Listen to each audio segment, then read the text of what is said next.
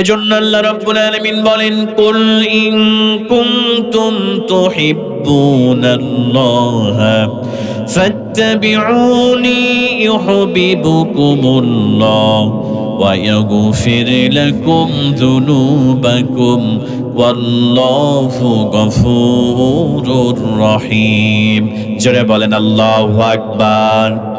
আল্লাহ রাব্বুল আলামিন সুন্দর করে ঘোষণা করলেন সূরা আলে ইমরান 3 নম্বর সূরা 31 নম্বর আয়াত। আল্লাহ পাক সুবহানাহু ওয়া তাআলা বলেন, ও আমার বান্দারা, আল্লাহর রাসূলকে আল্লাহ পাক ডাক দিয়ে বললেন, কুল হে রাসূল, আপনি দুনিয়ার মানুষদেরকে জানায় দেন, আপনি দুনিয়ার মানুষদেরকে বলে দেন। আল্লাহ পাক সুবহানাহু ওয়া তাআলা সুন্দর করে রাসূল আকরাম সাল্লাল্লাহু আলাইহি ওয়াসাল্লামকে ডাক দিয়ে বললেন, হে রাসূল, আপনি দুনিয়ার মানুষদেরকে জানায় দেন, ইন কুনতুম তুহিব্বুনাল্লাহ, তোমরা যদি আল্লাহ পাকের মহব্বত পেতে চাও, তোমরা যদি আল্লাহর ভালোবাসা পেতে চাও, আল্লাহ পাকের হাবিবকে আল্লাহ জানাই দিতে বললেন, একটা মাত্র কাজ করবা, সেইটা হলো ফাত্তাবিউনি। তোমরা যদি আল্লাহর মহব্বত যদি পেতে চাও, আল্লাহ পাক সুবহানাহু ওয়া তাআলা আমাকে তোমাদের জন্য নবী করে প্রেরণ করে দিয়েছে, আমাকে রাসূল করে প্রেরণ করে দিয়েছে। আমি রাসূলের ইত্তেবা, আমি রাসূলের অনুসরণ তোমরা করবা। জোরে বলেন সুবহানাল্লাহ। আল্লাহ পাক সুন্দর করে জানায় দিলেন, কুল হে রাসূল, আপনি দুনিয়ার সমস্ত মানুষদেরকে আপনি জানায় দেন, ইন কুনতুম তুহিব্বুনাল্লাহ, তোমরা যদি আল্লাহর ভালোবাসা পেতে চাও, একটা মাত্র কাজ করবে, সেটি হচ্ছে ফাত্তাবিউনি, আমি রাসূল, আমার ইত্তেবা, আমার অনুসরণ তোমাদেরকে করতে হবে। জোরে বলেন সুবহানাল্লাহ। আমার প্রিয় ভাইয়েরা, গভীর মনোযোগ ভালো করে লক্ষ্য করেন। এই পৃথিবীতে যারা ঈমানদার, এই পৃথিবীতে যারা নিজেদেরকে মুমিন বলে পরিচয় দেয়, এই পৃথিবীতে যারা নিজেদেরকে ঈমানদার বলে পরিচয় দেয়, আল্লাহ পাক সুবহানাহু ওয়া তাআলা তাদের উদ্দেশ্যে সুন্দর করে জানায় দিলেন, বান্দারে, ইয়া আইয়ুহাল্লাযীনা আমানু আতিউল্লাহা ওয়া আতিউর রাসূল। আল্লাহ পাক বললেন, হে ঈমানদারেরা, তোমাদের জন্য ঘোষণা হলো, আতিউল্লাহ, তোমরা আল্লাহর আনুগত্য করবা, আল্লাহর হুকুম আহকাম গুলো পালন করবা। আর 2 নম্বর যে নির্দেশনা হলো, আমি আল্লাহর পক্ষ থেকে ওয়াতিউর রাসূল, আমি যে রাসূলকে তোমাদের জন্য রহমত হিসেবে প্রেরণ করে দিয়েছি, ওই রাসূলের অনুসরণ তোমরা, আমি আল্লাহ পাক নির্দেশ দিলাম, সেই রাসূলের অনুসরণ তোমরা করবা। জোরে বলেন সুবহানাল্লাহ। তাহলে রাসূলের ইত্তেবা করতে হবে, আল্লাহ রাসূলের অনুসরণ করতে হবে। আমার প্রিয় ভাইয়ারা, একবার আওয়াজ দিয়ে বলেন না, এই নির্দেশ দিয়েছেন কে? আর একটু জোরে বলেন না, নির্দেশ দিয়েছেন কে? দুনিয়ার কোন প্রধানমন্ত্রী নির্দেশ দেন নাই, দুনিয়ার কোন প্রেসিডেন্ট নির্দেশ দেন নাই, দুনিয়ার কোন রাষ্ট্রপতি নির্দেশ দেন নাই, দুনিয়ার কোন চেয়ারম্যান নির্দেশ দেয় নাই। আমার প্রিয় ভাইয়েরা, আল্লাহ পাক সুবহানাহু ওয়া তাআলা নির্দেশ দিয়েছেন, যিনি আমাদের খালেক, যিনি আমাদের মালিক, আমাদের সৃষ্টি করেছে, আমাদের রব, যিনি আমাদের রিজিক দাতা, যিনি আমাদেরকে সৃষ্টি করেছেন, যিনি আল্লাহ পাক সুবহানাহু ওয়া তাআলা, রাসূলের ইত্তেবা করতে হবে, রাসূলের অনুসরণ করতে হবে। আমার প্রিয় ভাইয়েরা, আমরা যদি ইহকালীন শান্তি এবং পরকালীন মুক্তি পেতে চাই, রাসূলের ইত্তেবা ছাড়া আর দ্বিতীয় কোনো পথ নাই। কথা বলেন ঠিক কিনা? আমরা যদি আল্লাহর ক্ষমা, আল্লাহর ভালোবাসা যদি পেতে চাই, ইহকালীন শান্তি এবং পরকালীন মুক্তি যদি পেতে চাই, ও মুসলমান ভাইয়েরা, তাহলে রাসূলের বিকল্প আর কিছু নাই। কারণ যে রাসূলের ভালোবাসা ছাড়া, যে রাসূলের শাফায়াত ছাড়া আমরা কেউ আল্লাহর জান্নাতে প্রবেশ করতে পারবো না। কথা বলে ঠিক কিনা? অথচ আজকে আমরা সেই রাসূলকে আমরা ভুলে গিয়েছি। রাসূল আকরাম সাল্লাল্লাহু আলাইহি ওয়াসাল্লামকে বনের পশু পাখি পর্যন্ত চেনে, বনের উট পর্যন্ত চেনে, ছাগল পর্যন্ত চেনে, বকরি পর্যন্ত চেনে, কিন্তু আমরা সেই রাসূলের উম্মত হিসেবে আমরা আজ পর্যন্ত আমরা রাসূল আকরাম সাল্লাল্লাহু আলাইহি ওয়াসাল্লাম আমাদের জন্য কেমন রহমত করে আল্লাহ পাঠিয়ে দিয়েছে, এইটা আমরা উম্মতে মুহাম্মাদি হিসেবে আমরা আজ পর্যন্ত আমরা চিনতে পারলাম না। কথা বলে ঠিক কিনা? আমার প্রিয় ভাইয়েরা ভালো করে লক্ষ্য করেন, কেমন রাসূল আমরা পেয়েছি। ওয়ামা আরসালনাকা ইল্লা রাহমাতাল লিল আলামিন। আমার প্রিয় ভাইয়েরা, আল্লাহ পাক সুবহান ওয়া তাআলা আমার আপনার রাসূলকে, আমার আপনার নবীকে রহমত করে, বরকত করে দুনিয়ার মাঝে প্রেরণ করে দিয়েছে। ও রাসূলের উম্মতেরা, সেই রাসূলকে রহমত হিসেবে পাওয়ার পরে আমরা যদি রাসূলের ইত্তেবা করতে পারি, আমরা যদি রাসূলের অনুসরণ করতে পারি, আল্লাহর রাসূলের ব্যক্তিগত জীবন, সামাজিক জীবন, পারিবারিক জীবন, রাষ্ট্রীয় জীবন, আল্লাহ পাকের হাবিবের অর্থনৈতিক জীবন, প্রত্যেকটা জায়গায় যদি আমরা রাসূলের ইত্তেবা করতে পারি, অনুসরণ করতে পারি, আমার প্রিয় ভাইয়েরা, আল্লাহ পাক তো আমাদের জীবনের সব গুনাহ মাফ করবে। শুধু তাই নয়, আল্লাহ পাক আমাদেরকে নিজেই, আল্লাহ আমাদেরকে স্বয়ং নিজেই ভালোবাসবে। জোরে বলেন সুবহানাল্লাহ। আমার প্রিয় ভাইয়েরা, কেমন রহমতের নবী আমরা পেয়েছি ভালো করে লক্ষ্য করেন। আল্লাহ পাক সুবহানাহু ওয়া তাআলার হাবিব বিশ্ব নবী সাল্লাল্লাহু আলাইহি ওয়াসাল্লাম, আমার নবীজি মক্কার জমিনে কোরআনের দাওয়াত দিতে শুরু করলেন। যখন কোরআনের দাওয়াত দিতে শুরু করলেন, আমার নবীজিকে কাফেরেরা আঘাত করতে শুরু করলেন।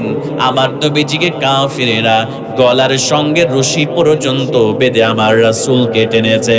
আমার প্রিয় ভাইয়েরা, শুধু তাই নয়, রাসূলুল্লাহ সাল্লাল্লাহু আলাইহি ওয়াসাল্লাম যখন নামাজের মধ্যে দাঁড়াতেন, নামাজের মধ্যে দাঁড়ানোর পরে আমার নবীজি যখন নামাজের সিজদায় চলে যেতেন, আমার রাসূলের উপরে কাফেরেরা তো নির্যাতন করেছে। আমার রাসূলের মাথার উপরে উটের পচা গলা নারী ভুঁড়িগুলো আমার রাসূলের মাথার উপরে চাপিয়ে দেওয়া হয়েছে। একদিন ফাতিমা রাদিয়াল্লাহু তাআলা খেয়াল করে দেখলেন, পাশেই দাঁড়িয়ে আছে আমার প্রিয় ভাইয়েরা, আমার নবীজির নামাজের মধ্যে সিজদায় যখন গিয়েছে, একজন কাফের এসে কয়েকদিনের পচা গলা নারী ভুঁড়িগুলো উটের ওইগুলো মাথার উপরে আমার নবীজির মাথার উপরে চাপিয়ে দেওয়া হয়েছে। আমার নবীজি নামাজের মধ্যে মাথা তুলতে পারে না, আমার নবীজি মাথাটা তুলতে পারে না, তো এত ওজনওয়ালা একটা ভুঁড়ি চাপিয়ে দেওয়া হয়েছে। আমার নবীজির নিঃশ্বাসটা প্রায় বন্ধ হয়ে যাওয়ার উপক্রম। আমার নবীজি ছটফট ছটফট করে মাথাটা তুলতে পারে না।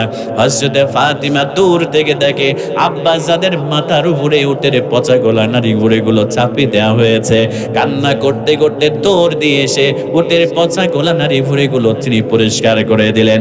আমার মুসলমান ভাইয়েরা, এমন কষ্ট আমার নবীজিকে দেওয়া হয়েছে। শুধু তাই নয়, মক্কার জমিনে এমন সাহাবী আবি তালিবে আমার রাসূলকে জেলখানার মধ্যে আবদ্ধ করা হয়েছে। আল্লাহর রাসূলের সাহাবীরা তারা সাক্ষী দেয়, হাদিসের মধ্যে এসেছে আমার রাসূলুল্লাহ সাল্লাল্লাহু আলাইহি ওয়াসাল্লাম যখন সাহাবী আবি তালিবের মধ্যে যখন আবদ্ধ করা হয়েছে, খাবার নাই, উটের গোশত ছিল ফুরে গিয়েছে, বকরির গোশত পর্যন্ত ফুরে যায়, এরপরে চামড়া সিদ্ধ করে সাহাবীরা খায়, এরপরে চামড়াও নাই। আমার রাসূল সাল্লাল্লাহু আলাইহি ওয়াসাল্লাম সাহাবায়ে কেরাম গাছের পাতাটা পেরে পেরে গাছের পাতাকে সাহাবায়ে কেরাম বলে, আমাদের অবস্থা এমন হয়েছিল যখন খাবার নাই গাছের পাতা খাওয়া শুরু করলাম। গাছের পাতা খাওয়ার পরে ছাগলের লাতি যেমন হয়, ছাগলের লাতি যেমন হয়, সাহাবায়ে কেরাম রাদিয়াল্লাহু তাআলা আনহুরা বলে আমাদের পায়খানাগুলো ওই ছাগলের লাদির মতো হয়ে গিয়েছিল। জোরে বলেন নাউজুবিল্লাহ। আমার মুসলমান ভাইয়েরা, আল্লাহর নবীজি সাল্লাল্লাহু আলাইহি ওয়াসাল্লামকে এমন ভাবে কষ্ট দেয়া শুরু হয়ে গেল, সাহাবায়ে কেরামদেরকে কষ্ট দেয়া শুরু হয়ে গেল। হযরত আম্মারকে কষ্ট দেয়া হয়, হযরত ইয়াসারকে কষ্ট দেয়া হয়, উটের সঙ্গে বেঁধে দেওয়া হয়, হযরত বেলালকে কষ্ট দেয়া হয়। আমার প্রিয় ভাইয়েরা, হযরত বেলালকে এমন ভাবে কষ্ট দেয়া হয়, আল্লাহর নবী বিশ্ব নবী সাল্লাল্লাহু আলাইহি ওয়াসাল্লামের সাহাবী হাফসি গোলাপ, দেখতে প্রচন্ড কালো একজন সাহাবী, হযরত বেলাল রাদিয়াল্লাহু তাআলা উমাইয়া বিন খালফের তিনি কৃতদাস ছিলেন। আমার প্রিয় ভাইয়েরা, যখন হযরত বেলাল রাদিয়াল্লাহু তাআলা ইসলাম কবুল করলেন, ভালো করে লক্ষ্য করেন, আল্লাহর কোরআন যখন মেনে নিলেন, রাসূলের সুন্নাহ যখন আঁকড়ে ধরলেন, ঈমান যখন গ্রহণ করলেন, উমাইয়া বিন খালফ টের পেয়ে গেল।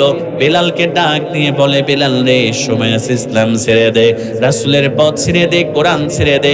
হযরত বেলাল বলে, না না না, আমি সত্য ধর্ম গ্রহণ করেছি, আল্লাহর কোরআন গ্রহণ করেছি, আমি আল্লাহ পাকের রাসূলের ইত্তেবা শুরু করে দিয়েছি, আমি আমার জীবন চলে যাবে, তবু কোরআন থেকে, ইসলাম থেকে, আমি রাসূলের আদর্শ থেকে আমি বিন্দু মাত্র পিছনে ফিরে যাব না। জোরে বলেন সুবহানাল্লাহ। আমার প্রিয় ভাইয়েরা, ভালো করে লক্ষ্য করেন, হযরত বেলাল রাদিয়াল্লাহু তাআলা কে ধরা হলো, এবার তাকে নিয়ে মরুভূমির মধ্যে চলে যাওয়া হলো।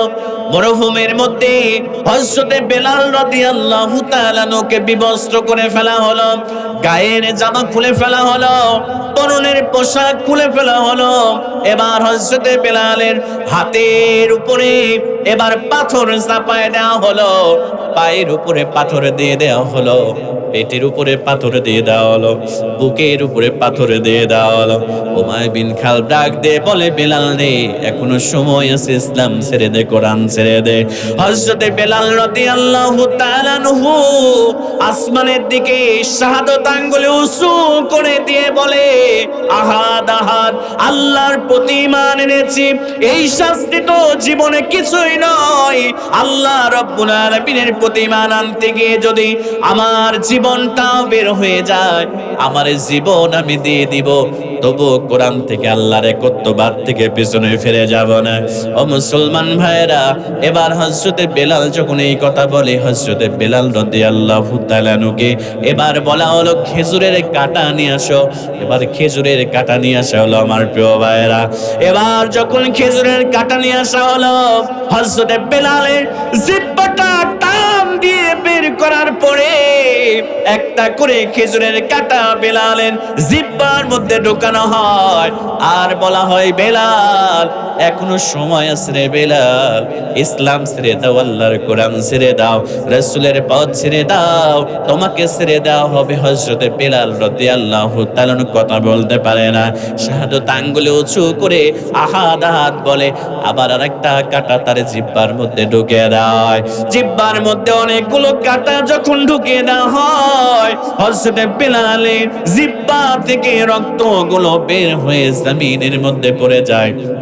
হযরত বেলালকে এত কষ্ট দেওয়ার পরে হযরত বেলাল তবু ইসলাম ছেড়ে দেয় নাই, হযরত বেলাল তবু কোরআন ছেড়ে দেয় নাই, রাসূলের আদর্শকে ছেড়ে দেয় নাই। আমার প্রিয় ভাইয়েরা, এইভাবে মক্কার মধ্যে সমস্ত সাহাবায়ে কেরামদের উপরে জুলুম চলে, নির্যাতন চলে।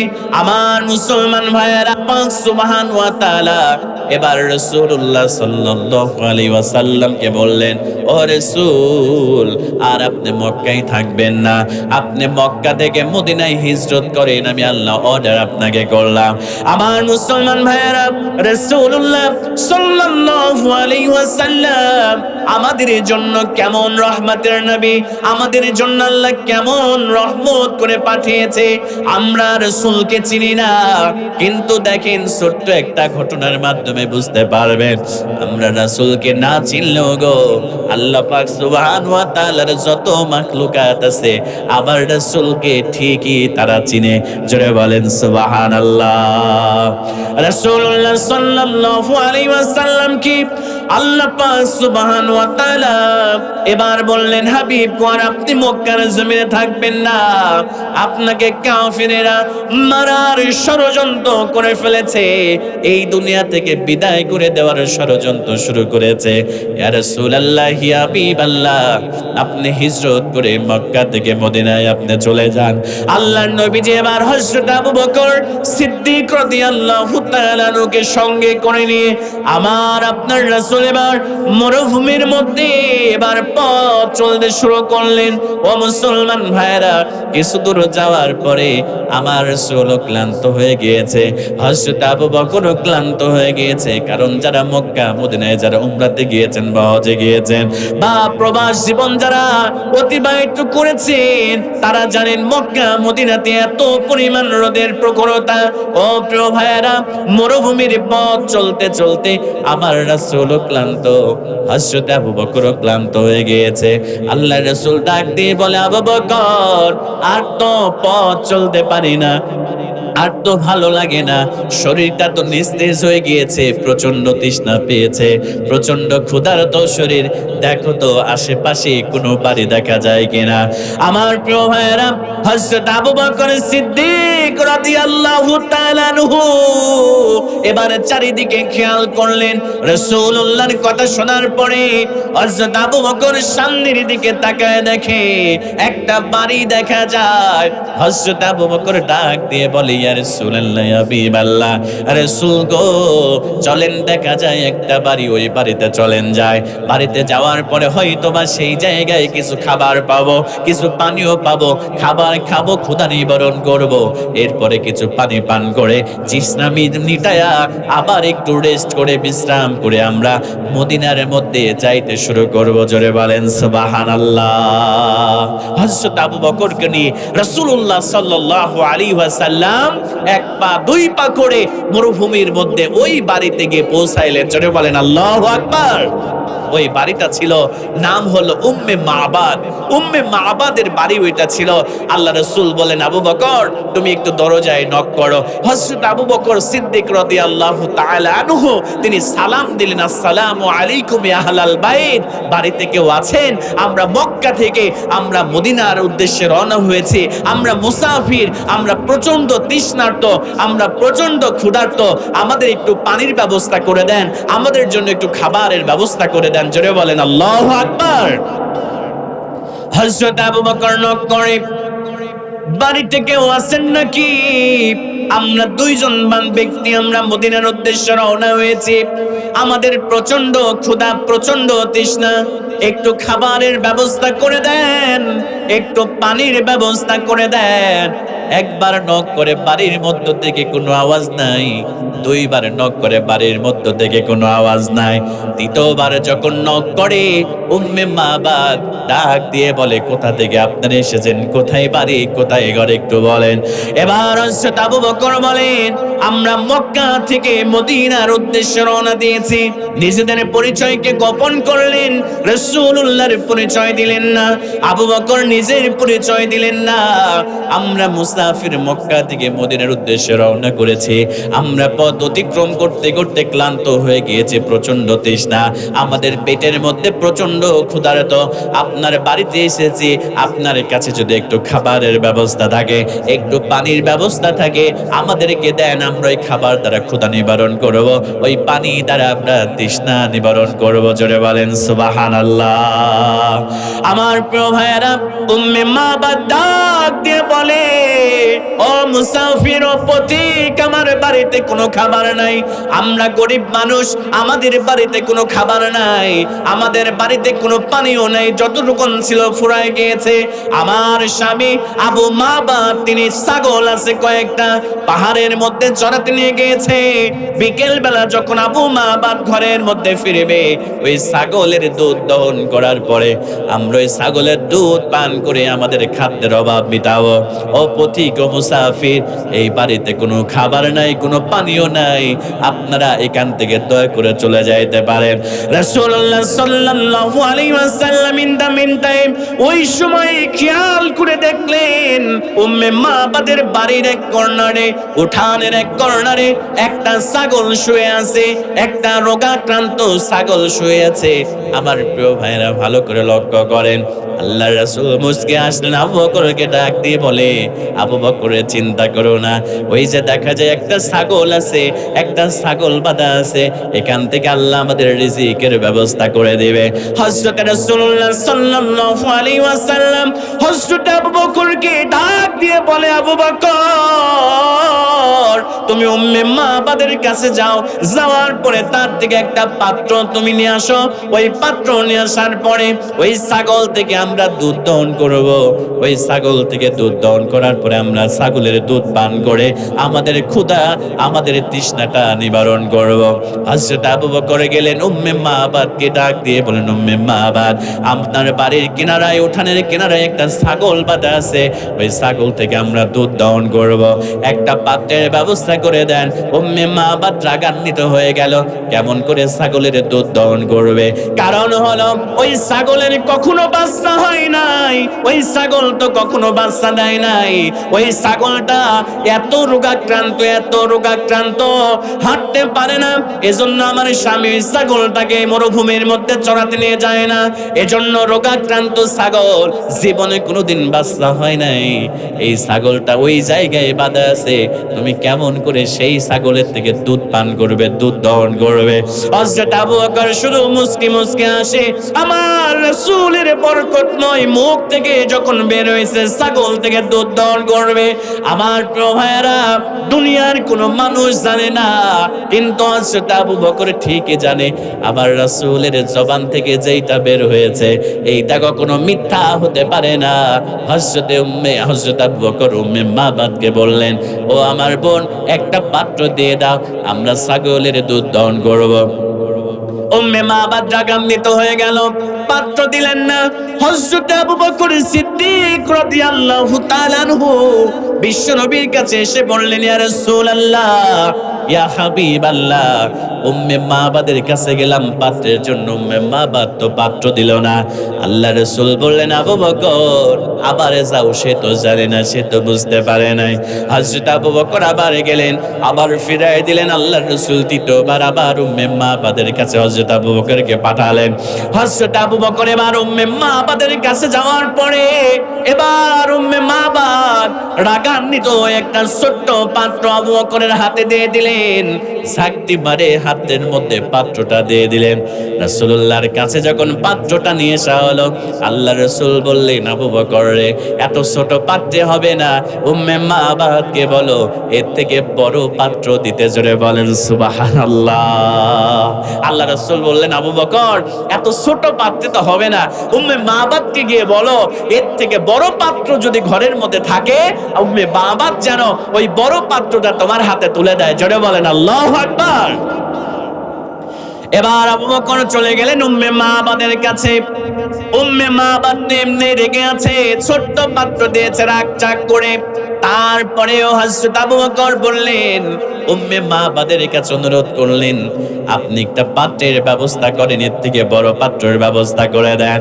আমার প্রিয় ভাইয়েরা, এবার উম্মে মাবাদ রাগান্বিত একটা বড় পাত্র হযরত আবু বকরের হাতের মধ্যে তুলে দিলেন। জোরে বলেন সুবহানাল্লাহ। এবার রাসূলুল্লাহ সাল্লাল্লাহু আলাইহি ওয়াসাল্লাম, ও নবীর উম্মতেরা, কেমন রাসূলের উম্মত আমরা হতে পেরেছি, কেমন নবী আমরা পেয়েছি। এবার হযরত আবু বকর বিশ্ব নবীর হাতে পাত্রটা তুলে দিলেন। পাত্র নিয়ে আমার নবীজি সাল্লাল্লাহু আলাইহি ওয়াসাল্লাম এবার ওই বকটির কাছে চলে গেলেন। ও মুসলমান ভাইরা, যে বকটির কোনোদিন দুধ হয় নাই, যে বকটি কোনোদিন বাচ্চা দেয় নাই, যে বকটি হাঁটতে পারে না অসুস্থতার জন্য, বকটির মালিক আবু মাবাদ তাকে খাওয়াতে পর্যন্ত মাঠে নিয়ে যায় নাই। আমার নবীজি সাল্লাল্লাহু আলাইহি ওয়াসাল্লাম এবার ওই বকটির কাছে চলে গেলেন। যাওয়ার পরে আমার নবীজি সাল্লাল্লাহু আলাইহি ওয়াসাল্লাম তার বরকতময় হাতটা এবার ছাগলের পিঠের উপরে রাখলেন। ছাগলের পিঠের উপরে রাখার সঙ্গে সঙ্গে আল্লাহর রাসূলের বরকতময় হাত যখন ছাগলের পিঠের উপরে পড়েছে, সঙ্গে সঙ্গে ছাগলটা সুস্থ স্বাভাবিক হয়ে লাফ দিয়ে দাঁড়ায় পড়েছে। জোরে বলেন সুবহানাল্লাহ। আল্লাহ রাসূলকে সালাম দিয়েছে ছাগল। সালাম দিয়ে বলে, ইয়া রাসূলুল্লাহ, ইয়া হাবিবাল্লাহ, আপনার কাছে আমার একটা কমপ্লেন আছে, একটা বিচার আছে। আল্লাহ রাসূল বললেন, বলো কি বিচার আছে, আমি তো রহমতের নবী। এবার ছাগল ডাক দিয়ে বলে, ইয়া রাসূলুল্লাহি, ইয়া হাবিবাল্লাহ, হুজুর গো, আমার মুনিব আমাকে ভালো করে দেখাশোনা করে না, আমি অসুস্থ, আমার মুনিব আমারে ঠিক মতো খাওয়াই না, আমারে ভালো করে দেখাশোনা করে না, আমাকে অন্যান্য বকরিদের সঙ্গে আমাকে চড়াতে নিয়ে যায় না, অসুস্থ বলে উঠানের মধ্যে বেঁধে রাখে, আমাকে ঠিকভাবে খাবার দেয় না। আল্লাহ রাসূল বললেন, ও ছাগল চিন্তা করো না, ও বকরি চিন্তা করো না, আমি রাসূল তোমার পিঠের উপরে হাত বুলাই দিয়েছি, আর তুমি কখনো অসুস্থ হবে না, তুমি এখন থেকে সুস্থ থাকবে। আল্লাহ রাসূল সাল্লাল্লাহু আলাইহি ওয়াসাল্লাম এবার বিসমিল্লাহ বলে উলানের মধ্যে যখন হাত দিয়েছে, আমার প্রিয় ভাইয়েরা, যে বকরি কোনোদিন গাভ হয় নাই, যে বকরির কোনোদিন বাচ্চা হয় নাই, আমার নবীজি বিসমিল্লাহ বলে উলানের মধ্যে যখন বরকতময় হাতটা আল্লাহ রাসূল দিয়ে দিয়েছে, সঙ্গে সঙ্গে উলানের মধ্যে এত দুধ চলে এসেছে, বকরি ডাক দিয়ে বলে, ইয়া রাসূলুল্লাহি, ইয়া হাবিবাল্লাহ, আমি তো আর দুধের ভার সহ্য করতে পারি না, আপনি তাড়াতাড়ি করে আমার দুধটা আপনি দহন করেন। আল্লাহর নবী যেবার দুধটা দহন করতে শুরু করলেন, রাসূলুল্লাহ সাল্লাল্লাহু আলাইহি ওয়াসাল্লাম সুন্দর করে বকরির দুধটা দহন করলেন। একটা বড় পাত্র ভরে দুধটা দহন করার পরে আমার রাসূল সাল্লাল্লাহু আলাইহি ওয়াসাল্লাম হযরত আবু বকরের হাতে পাত্রটা দিয়ে বলেন, আবু বকর রে, এই নাও দুধ পান করো, আল্লাহ রিজিকের ব্যবস্থা করে দিয়েছে। হযরত আবু বকর প্রাণ ভরে পেটটা পরিপূর্ণ করে দুধ পান করলেন। আমার রাসূল সাল্লাল্লাহু আলাইহি ওয়াসাল্লাম তিনিও পরিপূর্ণ পেট ভরে দুধ পান করলেন। কিন্তু আশ্চর্যের বিষয় হলো, এবার উম্মে মাবাদের হাতে পাত্রটা দিয়ে বললেন, উম্মে মাবাদ, তুমিও দুধ পান করো, আমি পেট ভরে দুধ পান করেছি, আবু বকর পেট ভরে দুধ পান করেছে, তুমিও দুধ পান করো। উম্মে মাবাদ পেট ভরে দুধ পান করেছে। আল্লাহি, আল্লাহর কসম করে বলছি, আল্লাহর রাসূলের বরকতময় হাতের ওই দুধের পাত্র থেকে সবাই দুধ পান করেছে। উম্মে মাবাদ পরবর্তীতে জানায় দেয়, আমি দুধ পান করলাম পেট ভরে, আমার রাসূল দুধ পান করলো পেট ভরে, আবু বকর দুধ পান করলো পেট ভরে। ওয়াল্লাহি, আল্লাহর কসম করে বলছি, ওই পাত্রে যে পরিমাণ দুধ ছিল সেই পরিমাণই আছে, এক ফোঁটা দুধও কমে যায় নাই। জোরে বলেন সুবহানাল্লাহ। আমার মুসলমান ভাইয়েরা, ওয়া মা আরসালনাকা ইল্লা রাহমাতাল লিল আলামিন, এটাই হলো আমাদের রাসূল, এটাই হলো আমাদের নবী।